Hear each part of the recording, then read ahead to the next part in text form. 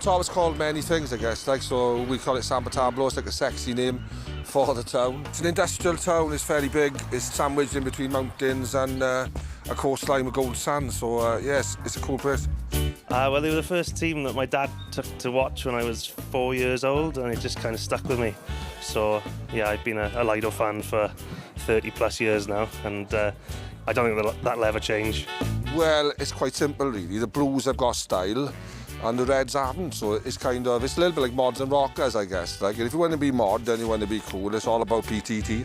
So I don't know what the Lido have got. Not a lot. I think they played in Riga once today. They got beat out there about 5-0. I think everybody who's been involved in it feels a real affinity to the club. It's not just a football club, but it's a little bit more than that.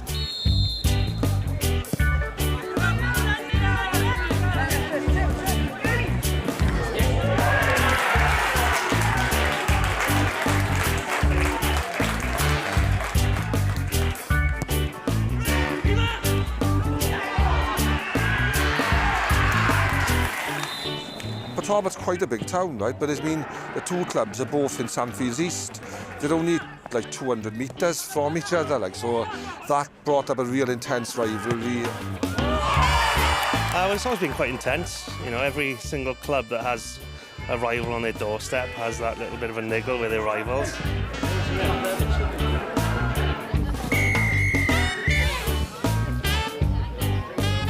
Both teams at the moment don't really have anything left to play for this season, but there's still that little bit of spice. We're